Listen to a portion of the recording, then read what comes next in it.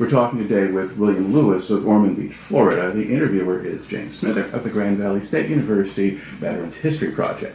All right, let's begin at the beginning. In what year were you born and where?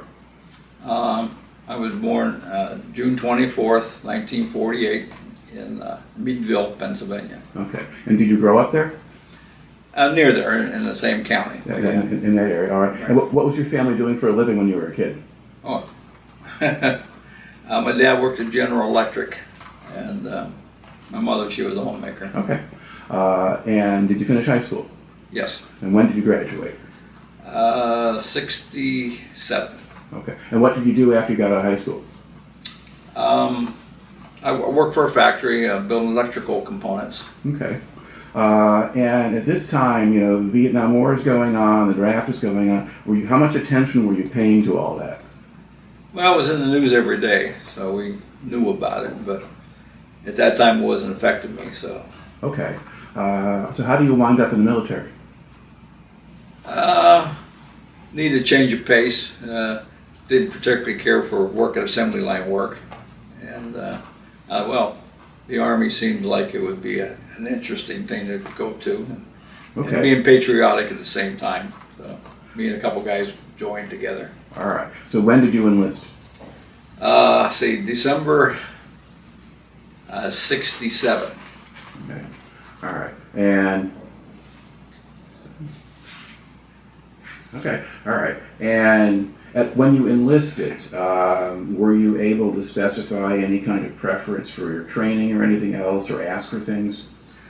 Yeah, my friend was going to be a heavy equipment operator. At least that's what he was interested in. So I thought, well, that'd be something I could try. Okay. Of course, when you sign up, you don't know necessarily if you're going to get that. That's correct. But you ask for. Okay. And then, did you do your physical then, or had you had that earlier? Ooh. Yeah, I believe we have a physical in Pittsburgh. Okay. All right. Prior to that. And do you think it was a very serious physical? Not really. Yeah. In some places, you had people who were trying to beat the system and find ways to flunk the physical. Did you notice any of that where you were? Not really. I was enlisting, so you know that's where I was going. All right. Okay. So now, once you enlist, where do they send you for basic training? Fort Jackson. Okay. South Carolina. South Carolina, right. All right. And what kind of welcome do you get when you arrive? Well, they shaved their heads, took our pictures, hollered at us a lot, kind of intimidated you, and then we've got our assignments for where we're going to be, what unit we're going to be assigned to for basic training. All right. And then what did the training itself consist of? A lot of running, a lot of push-ups, a lot of physical. Okay. Were you in pretty good shape when you went in? Oh, I was a pretty slender young man. I was probably about 118 pounds. All right. I don't know. Did you build up some muscle while you were training? Or? Yeah. Didn't take long. Okay. All right. And how much emphasis was there on discipline? A lot more than I thought there would be. Yes. Okay. And how well did you adjust to all that? Well, I got hollered at sometimes for not listening to them or wanting to do what I wanted to do. So it was kind of a wake-up call. Okay. What would they do to discipline people who messed up or didn't do things right? Oh, drop you for about 25 push-ups or make you run around or repeat something with a rifle over your head and stuff like that. Just kind of fun stuff. Okay. All right. And did you understand at the time why they were doing all that stuff? No, I was 18-year-old. I didn't know anything. Okay. All right. So how long did basic training last? 8 weeks, I believe it was. Yeah. That's standard. Yeah. Okay. And then at what point do you know what kind of advanced training you're going to get? Well, they did take you down and retest you to see if you qualify for what you signed up for. And at that time they said, well, I would qualify for aviation mechanic. I said, well, it sounds better than heavy equipment operator, so that's what I did. Okay, so where do you train for that? I went to Fort Rucker, Alabama. What part of Alabama is that in? Southern part of Alabama. Okay. Near Dolphin. All right. And what did that training consist of? Safety wiring nuts and bolts and stuff together, seeing how the aircraft works, different pumps, and kind of involved with the mechanics of the helicopters. Okay, so this is specifically geared toward helicopter aviation and not fixed wing. That's correct, yes. All right. And how long was that program? Well, I don't remember. I had there. I think I was about 6 to 8 weeks, I believe. And then I went to Fort Sill for advanced training. Okay, so you get further training. So you get your introductory aviation mechanics school at Fort Rucker, Right. And then you go to Fort Sill, Oklahoma. Correct. All right. And what do you do in the advanced course? Well, we were assigned to a Chinook unit, and they gave us a training on the workings of the Chinooks. Okay, and so for the benefit of people who don't know this, and all kinds of people watch these interviews, describe the Chinook. What kind of helicopter is it? Well, it's a tandem rotor, heavy lift helicopter, two jet engines on it, and lots of maintenance. Okay, and what is its kind of primary function? Resupply and support, transport troops and stuff. Okay, yeah. So it's got a big body and it can hold a lot of stuff and it can carry things below it. I guess. Right, correct. Yeah. Okay. Sling loads. Okay, and it was a workhorse in Vietnam. Yeah. Okay. Now, as you were going through all of this training, were you expecting to go to Vietnam? Well, there was rumors. Of course, nobody come out and exactly said where we're going, but we figured that's what was going to happen. All right. And once you're in that advanced level of training, do you get to go off base and do things? Oh yeah, it wasn't a typical AIT type of training, so we had privileges. Was there any place to go? Fort Sill, not a whole lot, Mm-hmm. but there was we can go off post, or if you were married, you could live off post too. Mm-hmm. So we had those privileges, but I was single, so. Okay. All right. So when do you complete the advanced training? Ooh, it was probably about an 8-week course, I believe, that they taught us. Okay. So you're about 6 months out from when you enlisted. So the middle of the year in '68. Yeah, I believe somewhere around June, July we were done. And then what do you get assigned to at that point? What unit do you go to? Well, I was already assigned to the unit. Okay, so you're training at Fort Sill with the unit that you're going to deploy with? Right, yeah. All right. And I think they called us the 292nd. I could be wrong with that. It's been a long time. yeah. All right. Okay. Now, once you kind of completed that training cycle, did the unit remain at the base or stay in the States, or did you go straight to Vietnam? No, there was a build-up unit to go to Vietnam, so we were being backfilled almost daily with people that were coming into the unit. Okay. And did you have other people who were transferring out of the unit once they were trained? No. Okay. No. So but you were just building up this unit? It was basically a build-up unit. Okay. Yes. All right. And now, is Vietnam then your next assignment? Yes. Okay.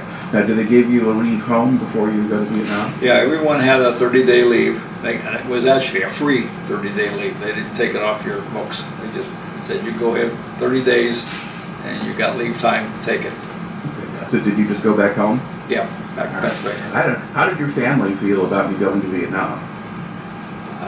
Well, they knew. I mean, by the time then we knew where we were headed. And they were, like all families, they were concerned. But Had your father been in World War II, or? yeah, he was part of World War II. Yeah, he was in the Army Air Corps at that time. So. And did he fly, or was he a mechanic?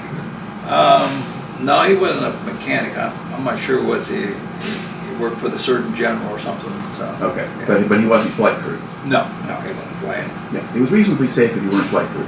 Yeah. All right. Okay, so now how do they get you to Vietnam? You finish your leave at home. Now what happens? Yeah, we went up to Tinker Air Force Base, and they flew us from Tinker in Oklahoma to Alaska, and we stopped and had our lunch or dinner, whatever time that was, And then from there we flew into Japan, and then we landed in Da Nang. All right. Now, were you flying in a military aircraft, or did they have a chartered civilian aircraft? It was military transport. Yeah. Okay. So no stewardesses? No, swing seats. All right. Yeah, that's a long trip. Okay. So you landed Da Nang. Did you land during the day or at night? It was nighttime. Okay. Really. And what's your first impression of Vietnam when you get there? Well, our sister unit with Chinooks picked us up and flew us up to Phu Bai. And here's your home. All right. Now, when you landed, was there anything going on? I mean, could you see any firing out there in the distance or anything? No. It's all quiet. Yeah, it was pretty quiet. Yeah. Okay. So when do you actually arrive in Phu Bai? Oh, when? It was just before New Year's. Okay. 68. Yeah. Okay. So in that case, your full training cycle then winds up being the better part of the year. Yeah. In between these different places, which is not surprising given the different stuff you were doing. There's a few more weeks there than you had mentioned, but Yeah. all right. The end of '68, you get there, and at that time, so what was going on with your unit? What kinds of missions were they flying? Well, like I said, for the first 2 weeks or 3 weeks or so, we were building our bunks and getting our stuff ready to be on missions.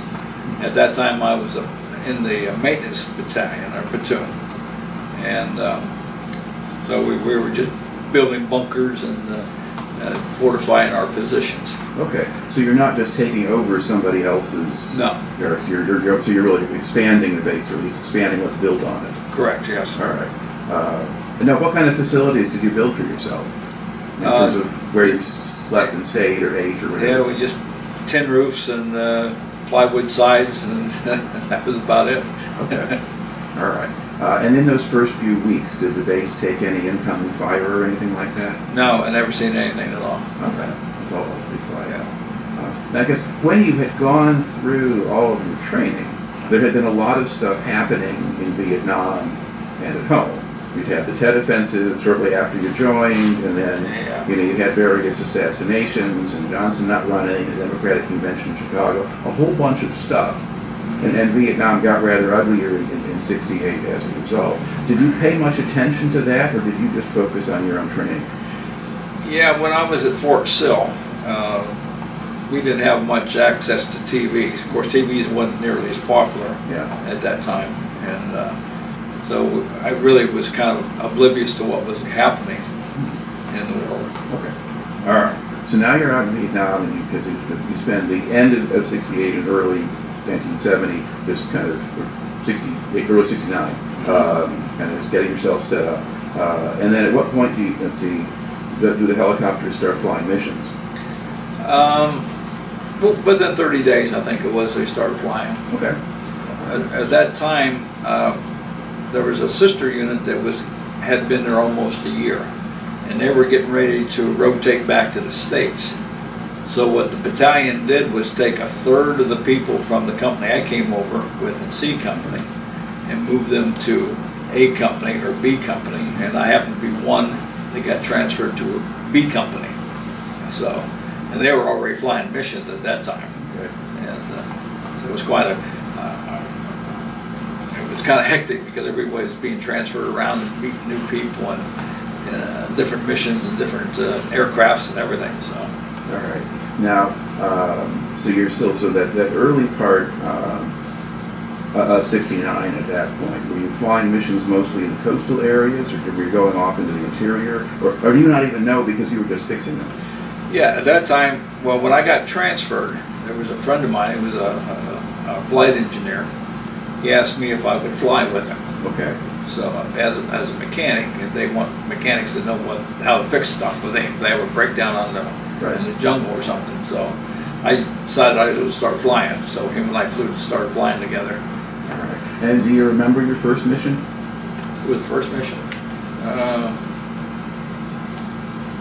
Not really.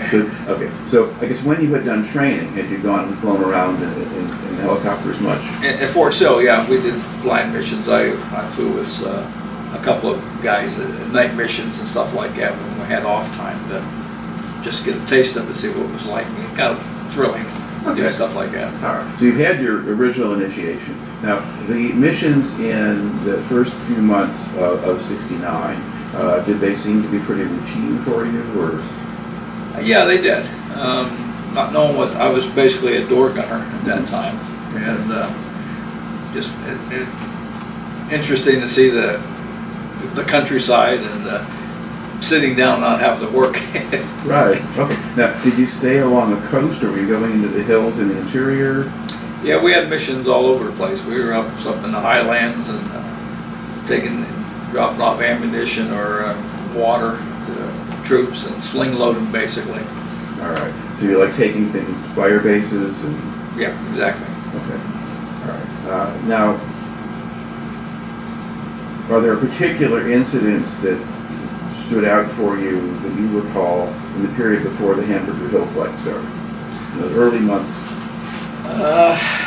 No, but in that same time frame, there was quite a bit of stuff going on. I remember we had a mission. It was a place called Eagle's Nest, and we had to deliver some small arms ammunition because they were all out of ammunition.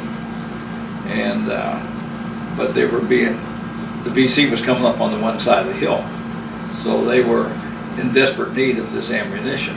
And there were some Phantom jets in the area, and we got communications. The pilots got communications with them to drop napalm on the one side of the hill, and we would fly in with a helicopter and drop load the small arms ammunition. And then there was another Phantom jet coming behind us and blew off napalm after we had just flown out.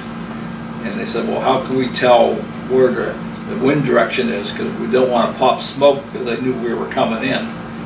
He said, well, we have a Jeep up there and it's burning, just take the smoke off of the Jeep. So we flew in after the Phantom jet had dropped the napalm. We punched our load off, and then we treetop leveled down off the mountainside, and another Phantom coming behind us. All right. Now, were you getting shot in missions? You really couldn't tell. I mean, it didn't have tracers. You don't know if you're getting shot at or not, but I suppose we were. Well, I suppose you'd know if there were some holes in the. Yeah, well, it was a daily check, but we didn't find anything. But I was a door gunner at the time, so I had a different mission. Okay. Yeah. Now your unit supported the elements of the 101st that were at Hamburger Hill, right? Yeah. Okay. Now, does any of that stand out in your memory? Was that at all different, or did it all seem pretty much the same? Now, we were just resupplying. We had a base that we dropped the stuff off, and they would transport it up the hill or wherever they needed it at that time. Ammunition, small arms, water, rations. So I really never got too involved with Hamburger Hill. All right. Did you know what was going on at the time, or did you just learn later, oh, we were supporting Hamburger Hill? Yeah, well, they called it Hamburger Hill, but we didn't understand what it was or what the mission was. Yeah. And so you weren't listening to news reports about it, right? No, we didn't hear anything. All right. So describe a little bit what your daily routine was like at that point. Well, while we were flying, the platoon sergeant would come around and tell us what aircraft we were being assigned to and what time our takeoff was. So we had time to stop and get breakfast or get dressed and get ready to do a pre-flight of our helicopters. And so when we were ready, the pilots come out and did a flight check, and then we took off. Okay. And then how long would the missions be? Well, after one mission, they give us another mission. So that mission and another mission. So. But the individual ones, what would the flight time be between your base and the destination? Yeah, we may go into a place that they need like 20 loads slung out to a fire base. There may be 3 or 4 helicopters doing that. So when that was done, then they give us another mission for another fire base. So would the flights be like 15 minutes, half an hour, hour? Probably half hour out and back. Mm-hmm. Of course, back trip was faster because we weren't sling loading anything. But, and we pick up another load back and forth and refuel. And yeah. So how long would a day be? Oh, I've had some pretty long days. I remember flying for 12 hours one day, and then the next day flying another 12, 13 hours. and then pull an intermediate inspection at night, because every 25 hours you had to pull maintenance inspections, change filters or oil or whatever, and then fly again 10 hours the next day. All right. The only way I knew what day of the week it was is on Friday they served fish. All right. Did you fly at night at all? Some, not a lot of missions at night, but we did some. And were those mostly between secure bases, or were you actually going out into the fire bases?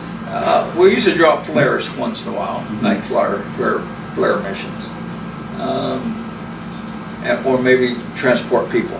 But we didn't do any sling loading or anything at night. Okay. All right. And how much trouble did you have from weather? Well, it was very hot. Summertime was very hot and humid. We had one monsoon. I think it flooded our whole company area. I think they got like 24 inches of rain in 24 hours or something like that. Everything was flooded everywhere. All our barracks had water in it. Our boat, everything was floating.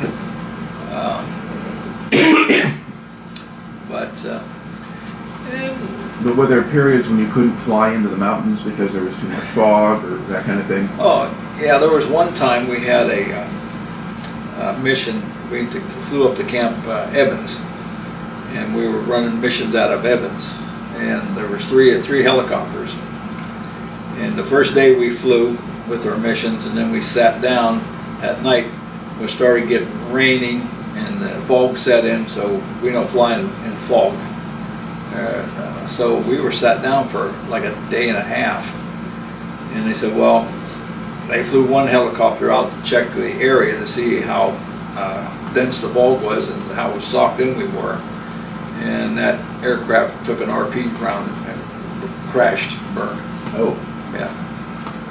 So it was a toss-up between the three of us to go out there and do the mission, and we just did an intermediate inspection while we were sat down, so he had the most hours. So the aircraft was the one chosen to go out there and check the area, unfortunately for them. All right. But basically, so for most of the time you're there, you're flying pretty regularly. Yeah. If there's bad weather in one area, there's not bad weather somewhere else. Yeah, we flew quite a bit. Okay. Now, you started out as a door gunner. Did you stay as a door gunner the whole time, or did you move up and become a flight engineer or something else? Yeah, later on, since I had the MOS for a mechanic, so I was a door gunner, moved up to a crew chief, and I flew with my friend still. And so he asked for me to be his crew chief, so somebody replaced me. And then after he rotated back to the States, I became the flight engineer. Okay. Now explain a little bit what the crew chief's job is and what the flight engineer's job is. Well, we're both mechanics, so we know how to do the job of the maintenance on the helicopter. The crew chief basically does the mechanical work. When he needs help with something, the flight engineer will come and assist with him. But the door gunner, he sweeps the floor out and cleans the windows, and he does things like that. And the flight engineer maintains all the records of the aircraft, all the maintenance records and work orders and stuff like that. He takes care of that part of it. All right. And what sort of communication does the crew have with the pilots? I mean, are you all on headsets, or is the flight engineer, is he talking to the pilot, the co-pilot, or how does that work? Yeah, well, the pilots have control of the switches on what kind of radios we're listening to, and internal radios are with the Firebase and stuff like that. So we click those off, so we just do it. The crew just talks to ourselves. Okay. So we have communications between us. All right. Now, so you get through. So Hamburger Hill is in the middle of '69. And we keep going from there to the end of '69 into early 1970. So your job is shifting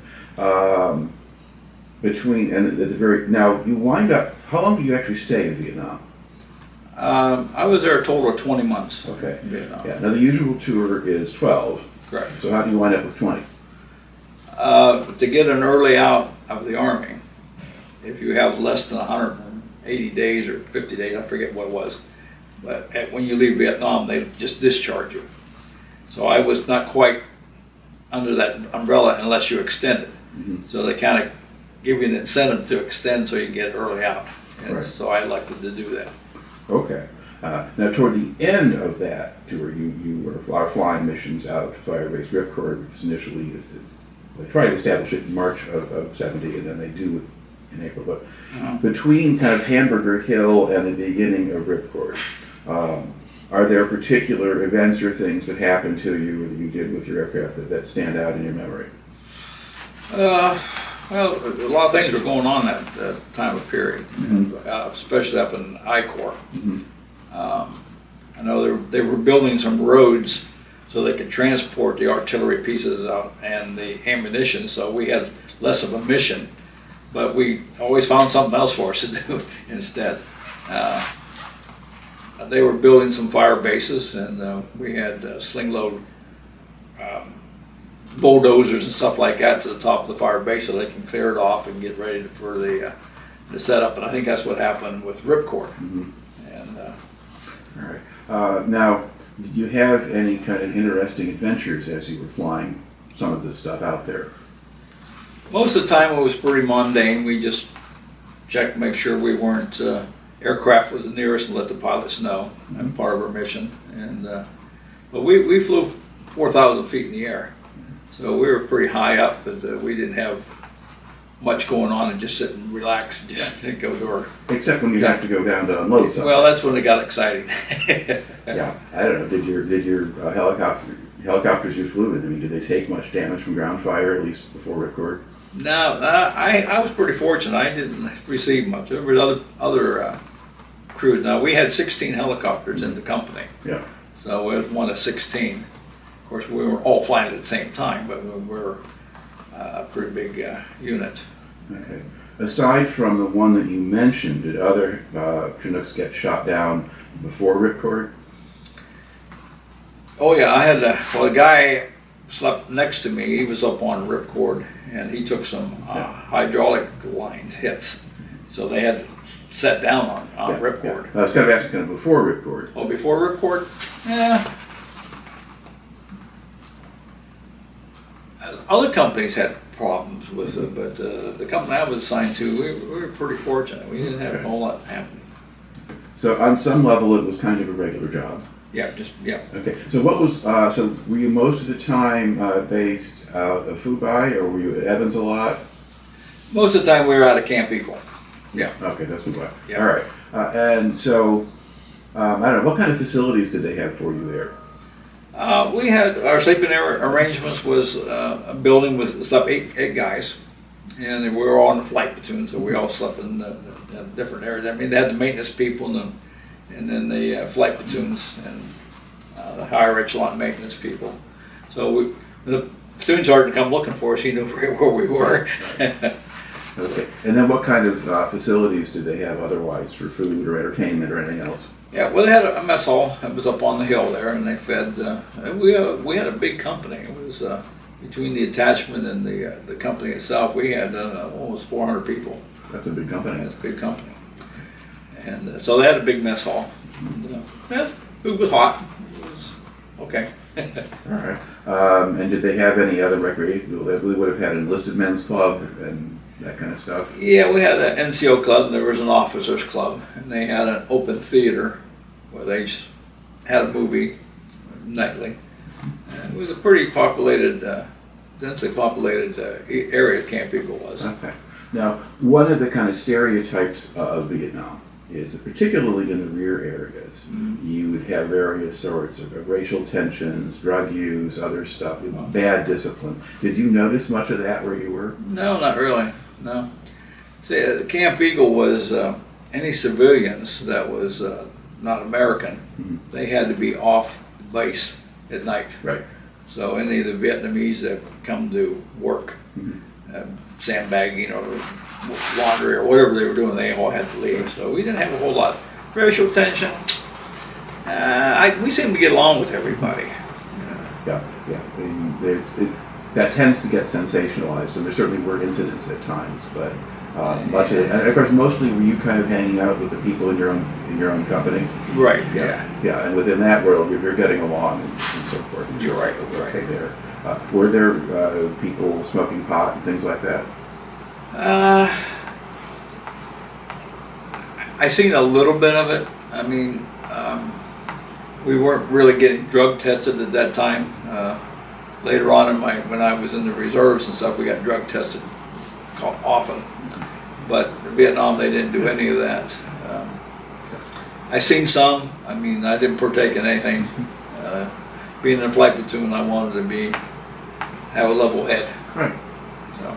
Yeah. Okay. That's kind of why I asked those questions. Yeah. I don't know what's going on from your perspective at that point. Mm-hmm. Okay.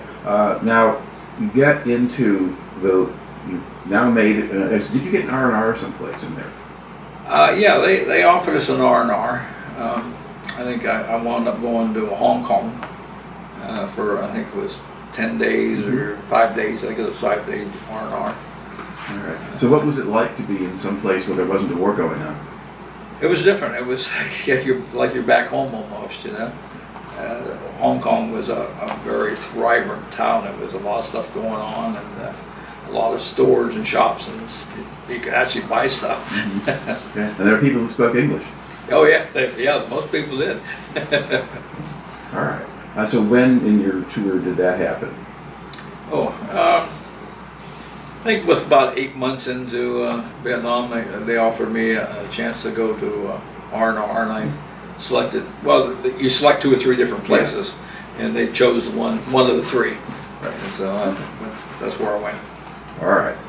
Now you get into the last months of your enlistment, and now you get the Ripcord campaign starts up, and there's also an assortment of other fire bases that are still being built or supplied and so forth. So between you kind of march through July of 1970 now. Okay. So what bases or missions do you remember going to? Well, of course, Ripcord was there. Bastogne was still going on. Mm-hmm. There was a few others, Firebase Sandy. We were supporting the Marines too, up in I-Corps by the DMZ. Yeah. Well, you would have been doing that until they left. Well, yeah, sure. Because they leave it. Yeah. But in '69 they were still there. Yeah. Okay. So you're also kind of going up to the DMZ area and so forth. Right. Yeah. Were there some places to go that were worse or more dangerous than others? I know Ripcord was a place that I would rather not go to. So what was it like flying into Ripcord, especially once you get into July? Well, before we got there, we know exactly what you want us to do so we can drop and get out of there. I know we used to take rounds coming in at us, mortars and so on like that, especially when a helicopter comes in. They know they got it zeroed in on us, but we usually get in there and get out as fast as we can. All right. Now, did you have to do anything different in terms of your approach or your departure, in terms of how high you flew or what angle or anything else like that? Yeah, I know if you have a heavy load of ammunition or something like 155, you come in and you start falling because the elevation, the density of the air, and you just fall because it's like a controlled fall with the sling load. And I don't know if we come in at a different angle or not. I was usually in sling load watching what was going on with the sling load, so I really wasn't watching the approach. So I kind of blindsided to what exactly was our approach area was. But all right. Okay. And then you see you're bringing ammunition in. Did you have other kinds of missions at Ripcord? Did you have to recover anything? There were some down helicopters we had to capture, resupply, or pull back out of there, try to salvage the cannibalize the helicopter as best we could. Okay, so how do you do that? Well, the fire base itself was at such a steep angle that a helicopter can't get down close to to recover it. All right. So it's like on the side of the hill or at the base of the hill where it's fallen. Right, yeah, or in between a rough area. And it's so steep that the rotors would hit the side of the hill if you tried to get well, that's correct. right on top. So you have to be higher up. Right. Okay. So what we did is we had a sling inside the helicopter with hooked onto the hook, and we would lower that sling down so that the ground crew could hook the clevises up so we could pull up and get pull this helicopter out of the area it was in. Okay, so who's doing that down on the ground? Is this just people who are stationed at the Firebase? Or? Yeah, I'm not sure who it was. Probably people that do sling loading that knew what they were doing. They had it all hooked up correctly and stuff. So they were trying to salvage that helicopter, and so we started dropping and started coming up above the Firebase with a sling load. The rope was still coming out. We had probably longer than what we actually needed. Yeah. And how long would you have to hover when you're on one of those recovery missions? Well, the way we used to work it is I let the pilot know that the slings are getting tight, and we're tight. Mm-hmm. And he says that now he knows he got to put up more power to start lifting it up. Right.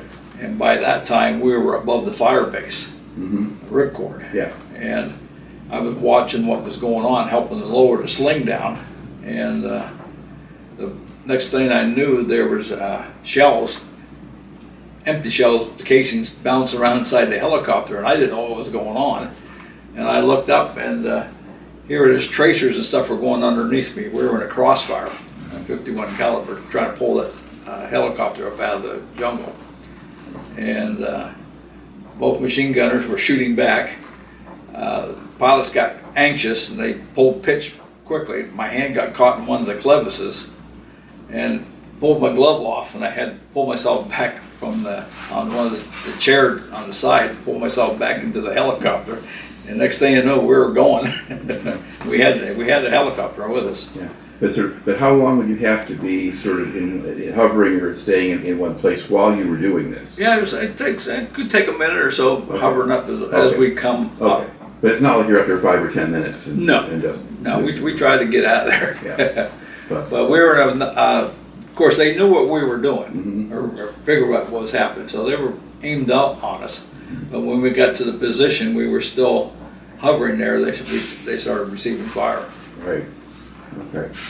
Now, when we get to July 18th, one of the Chinooks actually gets shot down on top of Ripcord and blows up a whole artillery battery. Yeah, right. Was that your company or a different company that had that happen? No, that was a different company. Yes, I didn't know any people there. All right. Now, you're getting toward the end of your enlistment. Right. Now, is there a point where you're able to just stop flying, or do you keep flying until the very end? Enlisted soldiers, it was voluntary to fly. Officers, of course, that was their job. Pilots, they had to fly. And I was like, when that incident happened to me at Ripcord with that crossfire, I had 17 days left in the Army. And I said, that's enough. So I basically quit flying that day. I got back, we sat down, I checked the aircraft over. I went in and resigned from flying. All right, so now you're basically just back to ground crew and mechanic work. Yeah, well, I was helping the platoon sergeant get the people up for the next mission, so that's what I did for the last 2 weeks I was there. All right, and then, so you got to think back over that 20-month tour in Vietnam. Are there other impressions or memories or events that kind of stand out when you think of being there? What do you think of? Pretty early on, when I got to B Company in Fort Camp Eagle, we had received some artillery rounds, or probably mortars, coming in. And at that time, I was part of the crew that went out on the perimeter dragging ammunition out to the machine gunners. That was pretty scary. There was stuff going on, and 19-year-old kid, we were like, wow, this is serious.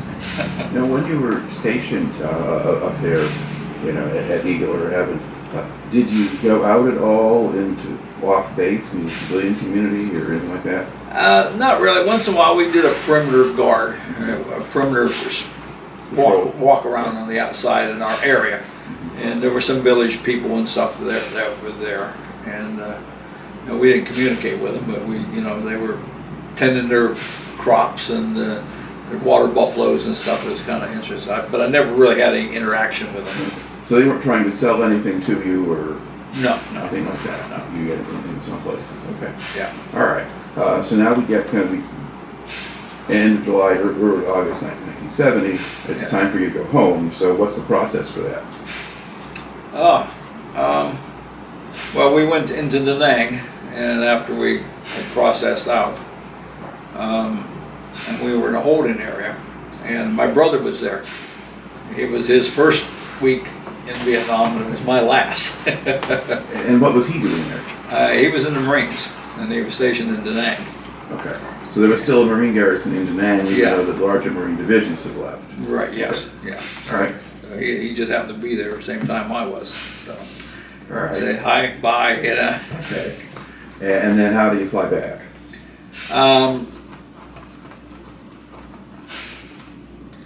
C-141, I believe. So you've got another military aircraft. Another military, yeah.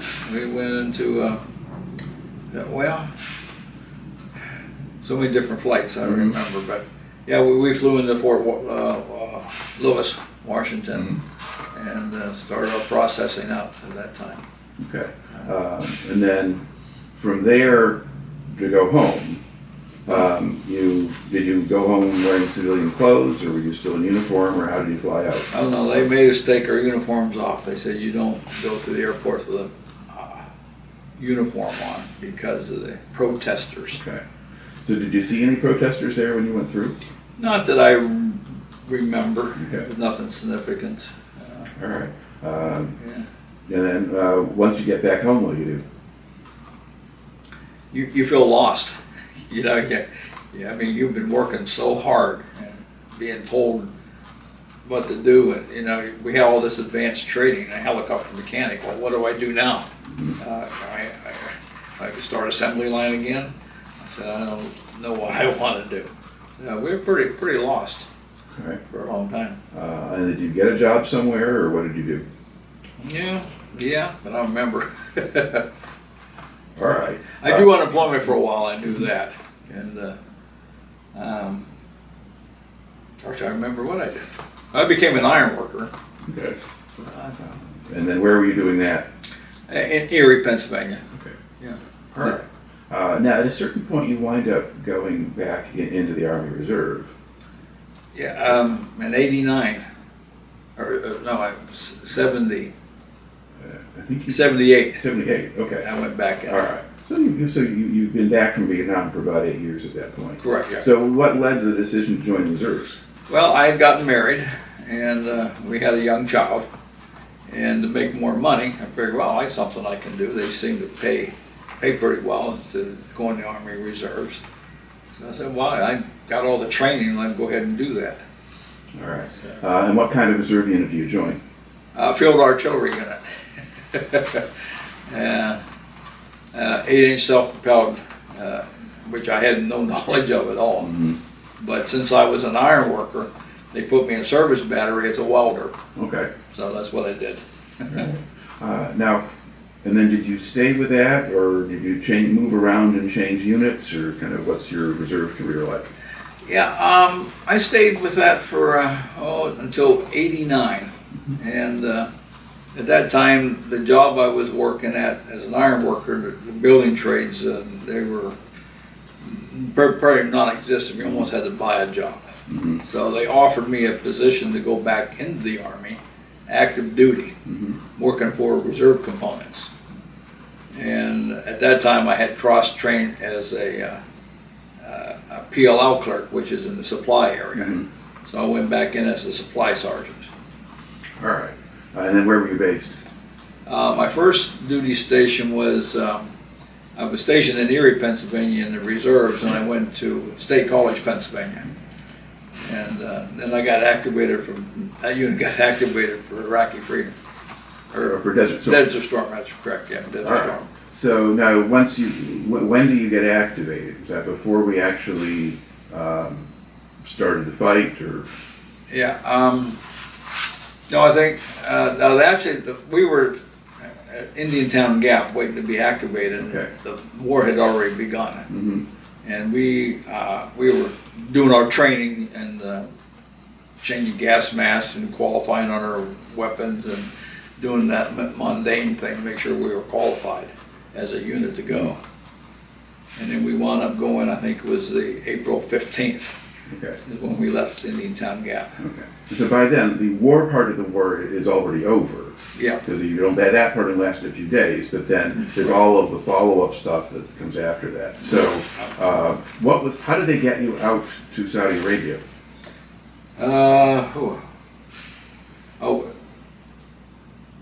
Well, there's an air base here at Indiantown Gap.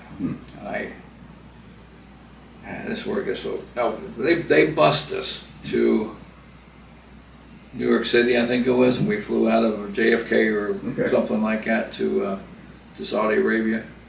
All right. I think we landed in Germany first, and then hopscotched over to Saudi Arabia. All right. So where were you based in Saudi Arabia? In Dhahran, Saudi Arabia. Okay, so the big air base there, right? Where a lot of stuff happened. Okay. Yeah. So now, what unit are you serving with at this point? The 484th Collection and Classification Unit. Okay. Was that a company? Yeah, it was company. Yes. Okay. All right. And what were you doing there? Well, I was unit supply sergeant, but the mission was to collect captured enemy equipment that was destroyed or blown up on the battlefield. And we brought it all into a holding area and guarded it, and so that the CIA or whoever it was looking at this equipment, seeing what was there, the kind of equipment there was. And so do you have an idea what kind of equipment they were actually bringing back? They had all kinds of stuff from, we had South African artillery pieces. They had American equipment, our deuce and a halves and stuff was there because we gave it to them from the war before. And they were just all. I don't know, were there Soviet tanks or? Oh yeah, there was T-55s. Yeah, we had all kinds of stuff there. It's amazing that different equipment they were using. Okay, and then what kind of facilities did you have on that base, and where were you living? And we stayed at a big hotel. I don't know if it was a hotel, but it was a big complex. I think it was for medical people, and they had marble staircases, and we had air-conditioned buildings, and it was like almost like being in the Air Force. All right. And did you just basically stay on the base? Yeah. Now, as my job, I'd stayed on the base. I'd make sure they had beans, beds, and bullets. Right. So, but the other people, they went out into the areas and they pulled in equipment. Okay. So did they have big trucks or recovery vehicles? Yeah. That kind of thing. Yeah. There was other companies that would bring it up to a holding area too, and then we would come and collect it from there, and then pull it out. Okay. And about how long were you there?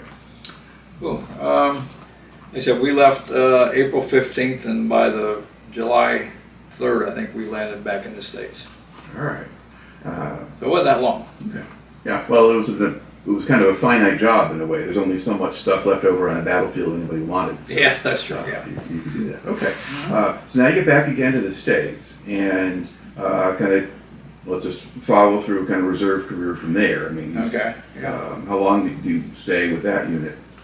I stayed until I think I was 6 years with that unit, from 89 to 2005, 95 rather. Okay. 94, 95, something like that. And I got transferred to a force provider unit in Erie, Pennsylvania, which was my home of record to start with. And so it was kind of nice because half the people I went in the unit with I knew from the artillery. Right. So what does a force provider unit do? Force provider unit was a new concept that the Army had come up with, is to provide housing, latrines, and showers to as much as 550 men that were in an isolated remote area. And that was basically our mission. All right. And were you with that unit when the new round of fighting breaks out in the Middle East? Well, that unit got activated to go to Uzbekistan. Okay. And set up housing for other people. Yeah. All right. Because that was used as a staging area for going into Afghanistan. That was the function of it. Did you go with them? I had just got transferred from out of that unit to a unit in Roanoke, Virginia, just about 2 weeks before they actually got pulled to go to that mission. So you missed that one. I missed that one. And what was the Roanoke unit doing? That was a training division. We were drill sergeants. So we were at Fort Jackson. So I was a brigade supply sergeant for 2nd Brigade, 80th Training Division. Okay. Now, did you eventually get to Iraq at some point? Well, that was with a different unit after I got okay. transferred. Oh, okay. You go to Roanoke, okay. And then from that unit, what do you go to next? Well, 2 years later, I got transferred to a unit in South Bend, Indiana. Mm-hmm. And then that unit got transferred, or got activated. It was a laundry and bath unit. Okay. And that unit got transferred to Saudi Arabia, or no. Or Kuwait? Or? Well, our staging area was in Kuwait, then we drove up into Iraq.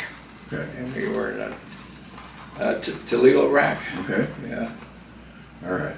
And what was that like?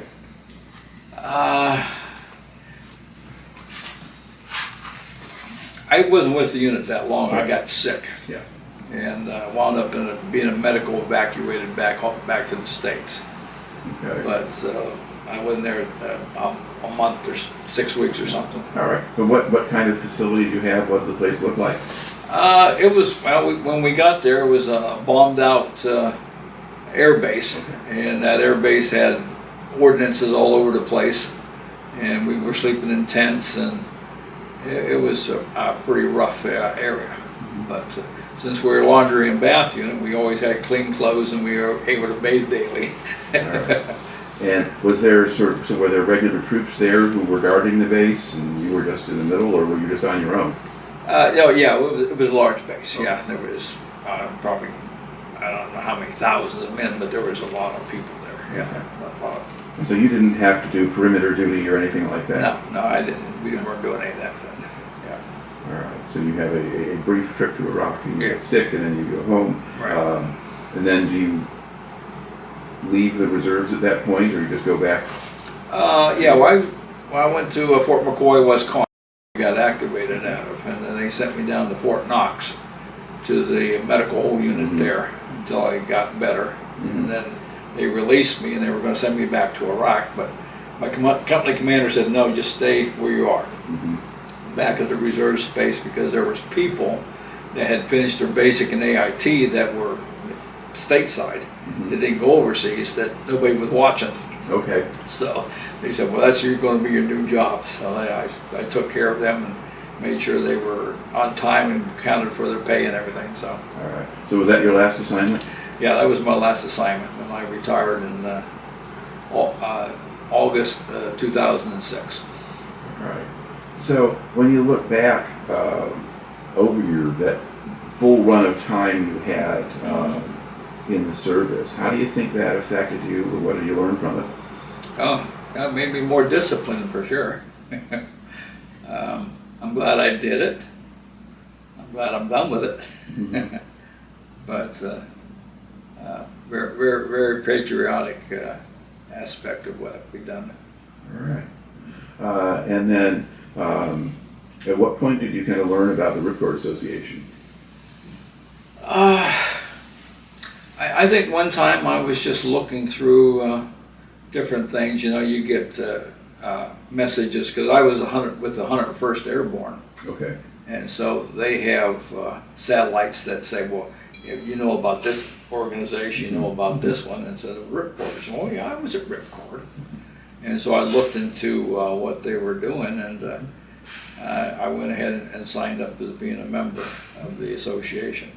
And now you're here. This is your first visit to the reunion. Yeah, a number of people from your battalion who were signed up to be here. So yeah, that should be maybe there's people of course I wouldn't recognize them from 50 years ago, but I know what their names are, so we may have something. Definitely have something. Oh yeah. All right. Well, thank you very much for taking the time to share your story today. Okay, well, thank you.